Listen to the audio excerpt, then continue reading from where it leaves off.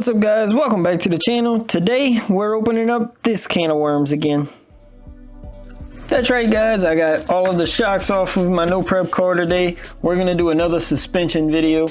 Gotten a lot of attention on that first suspension tuning video I did for my no prep car, but that video is kind of outdated. The suspension setup I run now is completely different. Got some new information after doing some research, and I want to pass that along and share that with you guys as well. You might have seen in my recent videos that the car is leaving really well, and I credit a lot of that to this suspension setup. So let's not waste too much time. A lot of talking today. Let's get into it. We're going to start in the back of the car today.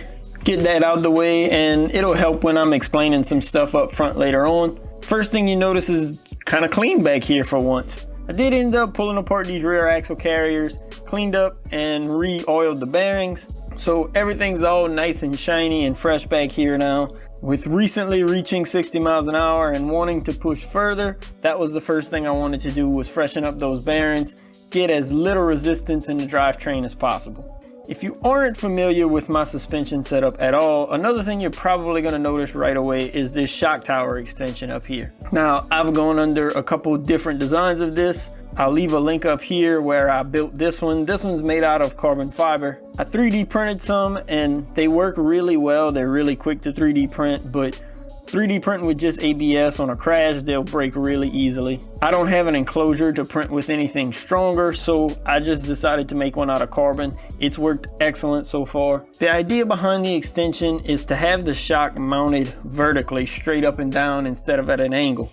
When mounting a shock straight up and down like this, just like I explained in the first video, the suspension works more direct. As the control arm pushes upwards, so does the suspension at a direct rate. It's straight up and down. So in more technical terms, the amount of force needed to activate the shock in a linear motion stays the same throughout the length of the shock. When we mount the shock at an angle like this is called progressive suspension. But basically what that means is it'll be a little softer down low here, but as your suspension compresses, it gets tighter and tighter, or stiffer and stiffer. More technical terms, the more your suspension travels upward, the more force it takes to push that suspension in. Now, we'll get to this in a minute when we talk about the front, but drag racing is all about weight transfer. We want that weight to transfer to the back of the car to help us gain traction and plant those rear tires. It's not to say that progressive suspension doesn't work here, but when I want my weight to transfer, I like the idea of the force it takes to compress my rear suspension stays the same throughout the pass. It doesn't need more force to compress as the suspension compresses further. It makes the weight transfer a little easier. Now, something that might sound a little counterproductive to letting that weight transfer easily is running a stiff suspension in the rear. That's right. I was hesitant about it at first, but I tried it and I've loved it. I have the shocks off the car today because you can see they're pretty dirty. We're gonna go in and clean these up and change the oil in them. I don't run as stiff as some guys do, but I do have a pretty stiff spring in the rear here with some 100 weight oil. As I'm freshening up these shocks, we're gonna go ahead and talk about why that works. So these definitely need to be cleaned up. You can see a whole lot of dirt and grime on here. I'm not sure if we actually had any leaking going on. Maybe that's just some rubber from the tires. We're gonna clean these up for sure. I'm gonna use a little super clean here. They sent me this a while back to try out and it works pretty well for this kind of stuff.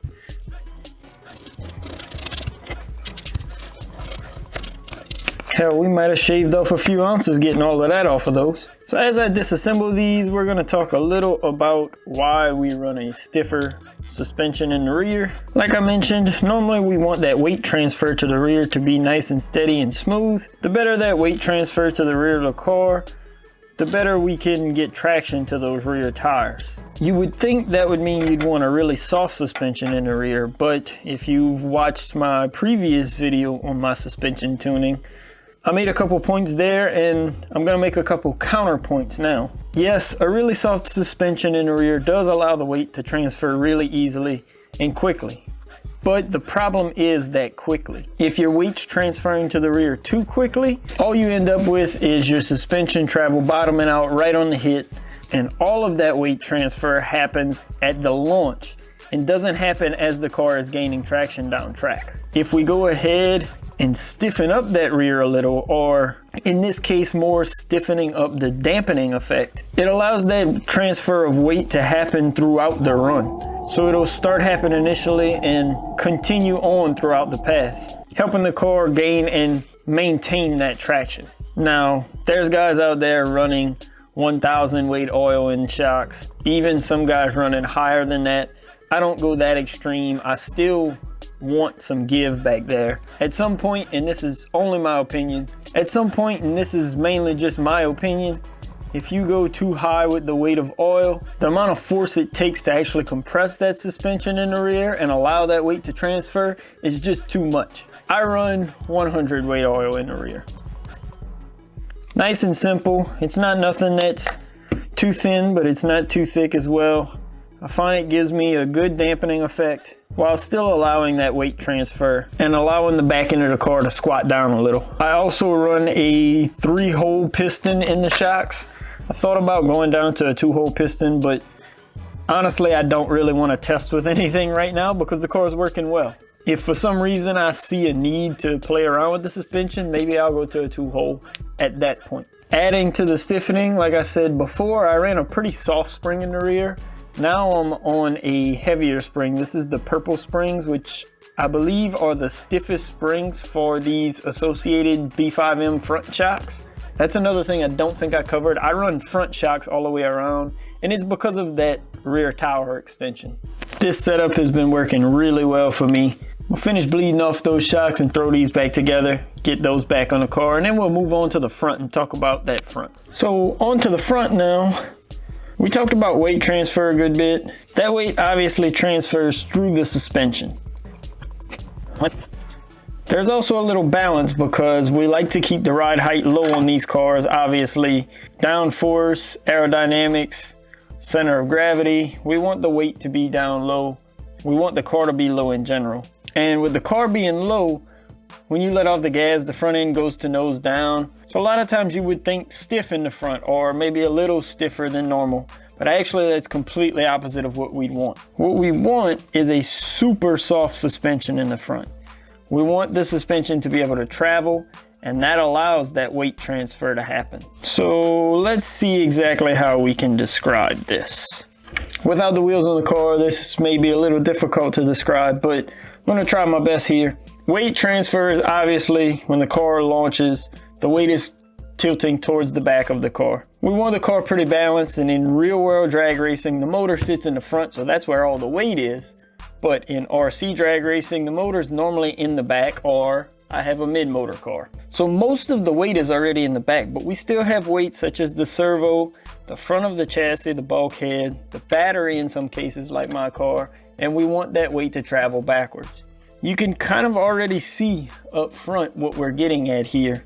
When that weight travels backwards and starts planting those rear tires, we want these front A-arms to be able to drop down. We want that suspension to be able to extend like this and allow that weight to transfer through. And then as the car settles down track, we want it to easily be able to settle down. Basically as little resistance as possible. So to have those shocks very easily be able to move throughout its travel, I go with 15 weight oil. Probably would go with 10 if I had it, but when I first did this, all I had was 15. So that's what I stick with now. And it's worked perfectly fine for me. And to add to that softness, I used the softest set of springs I had on hand for those associated front shocks. These are the white ones. I believe they make a black spring. I know the spring itself is black. The black label that is a little softer, but these are the softest ones I've had on hand and they've worked for me so far. When I finish putting these shocks together, we'll go over one more thing, get them on the car, and then I'll be able to show you a little better how this whole suspension setup works, give you more of a visual idea. With everything back on the car, first we want to talk about the ride height. Like I mentioned, we want all of that weight down low for aerodynamic purposes and for center of gravity and weight transfer purposes. Obviously, when you get to high speeds like that, we don't want much air getting under the car or it'll go flying, and we also don't want the weight up high because it kind of messes up the balance of the car. One thing about keeping the ride height low though is the front end. You can see here that the front end actually cannot bottom out, but when we put a body on the car, that kind of changes a little bit. So when we have a body on the car, when you go to push down on the front of the car, which is what happens when you press on the brakes or when you're at the end of a run, when that weight transfers back forward, the front of that body can start scraping the ground. And I've had it in the past where I've completely ruined bodies because they catch on the ground and tear up. This one does still hit a couple of times, but not that much. You can see when I push down, that body's so low, but it actually doesn't hit the ground. And that is because of the limiters that I added to the shocks here. You may have seen them as I was putting the shocks together, but there's a small piece of fuel tubing here on the inside on the shock shaft. And what that does is allow the suspension to travel, but only so much. So fully extended here, let's say we're in the middle of a pass, all of the weight's towards the back of the car, which we'll go over in a second. Shocks are fully extended here. Whenever I let off the gas and start getting on the brakes, the front end pushes down. And when it comes down, it's hitting on that tubing there, and it can't go any further than this. That stops the body from going too low. So now let's talk a little about that weight transfer. We set the car down right here. The car sits at its natural spot. You can see the suspension kind of settles down here. This is its natural sitting location. This is where we want to leave from every time. Consistency is pretty key here. We want the same routine for every pass. We want the car sitting the same for every pass. Now, this is going to be a little hard to show just moving around with my hands. And being an on-road car and the amount of suspension travel we have, it's not a whole lot, but you will see it. I'm going to maybe exaggerate it a little bit to show you. When the car leaves off the line, we have a wheelie bar for a reason. These cars with as much power as they have, they want to pull the front wheels off the ground. But what we mainly want to do is take all of the weight throughout the car from the front, and we want all that weight squarely in the center of the back tires. So when we launch, you can see the back end squats down and that front end comes up.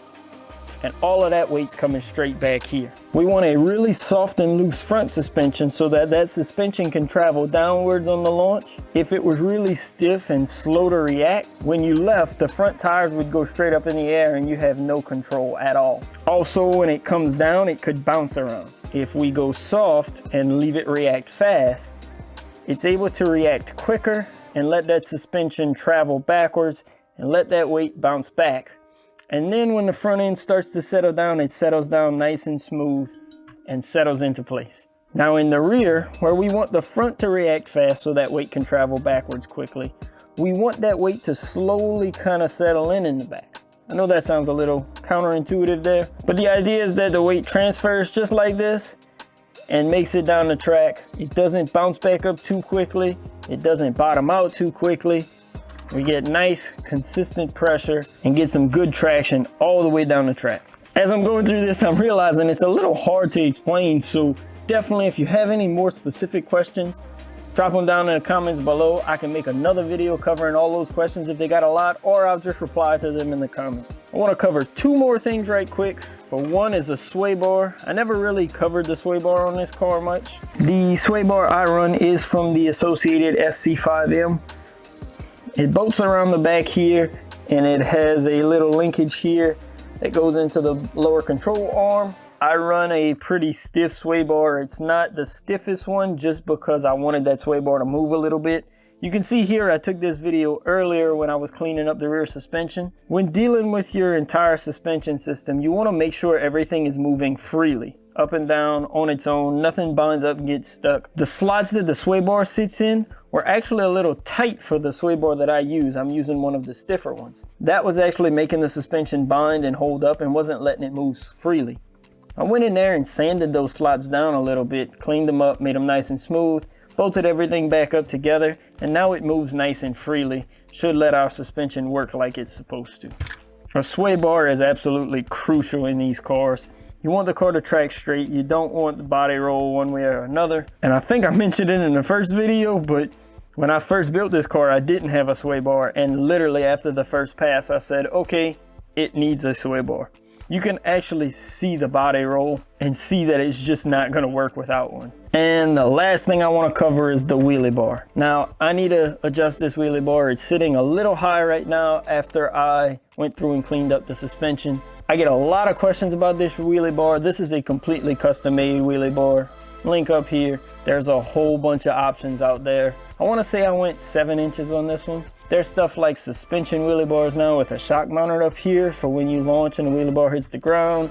There's rigid wheelie bars. There's wheelie bars that are made with a single plate here, so they still flex some when it contacts with the ground. All kind of stuff. You can test and tune with what you want. I've stuck with the rigid ones so far. I think of this just like NHRA Pro Stock. For the first couple of feet, the wheelie bar is what drives the car. We don't want it this high normally. We want the wheelie bar to come down. I use these two links here to adjust that. But with all of this power, if the car hooks like it should and like we want, the front wheels will not touch the ground for a couple of feet. And if they are touching the ground, it's not by much. We want that wheelie bar nice and square and straight to help drive the car straight and put those front wheels back on the ground nice and smoothly. We also don't want it too low, because if we go too low and keep those front wheels on the ground, the weight can't transfer back and you'll just blow the back tires. It'll actually lift off the ground and the wheels will spin. We don't want that either. That could also happen if the wheelie bar is too high like this. Wheelie bar tuning takes a lot of just trial and error. A lot of times if I'm struggling with a launch, that's the first place I go. I check to make sure my wheelie bar is straight. Both wheels are hitting the ground at the same time. It's something that I can tune because I have two separate linkages here. And I also check to make sure it's not too high or low. What I like is when that suspension's compressing, the wheelie bar just barely touches the ground. We don't want to bottom out that suspension. That's likely not gonna happen when the wheelie bar is hitting the ground. But as you can see, it's way too high here. So the theme of all of this is weight transfer. We need all of that weight to transfer, be between these back tires, and not transfer any further than the back tires. If it transfers any further, remember, you're just blowing the back tires and they can spin. So I think that about covers it all. I know that was a whole lot of information. I'm gonna try to sprinkle a couple of shots of the car launching in the video as I'm editing to try to help with explaining, give you a little visual aid. If you have any questions on anything that I didn't cover, need any more information, please don't hesitate to leave a comment down below. I'll try my best to explain anything that you have questions on, or if you need more detail on anything. If you have any objections to what I talked about in this video as well, think something else works better, leave that down in the comments below as well. Some people may try what I have on their car and it might not work, and they may see your comment and that works better on their car. But if you enjoyed the video, found it helpful at all, make sure to leave a like, it helps a lot. If you like these little informative videos or the running videos, bashing videos, whatever, make sure to subscribe. We have more videos coming. We're getting close to 10K subs and I have a little something planned for that if we can get there. So help me out. Hopefully we can get there soon. As always, thanks again for watching. Peace.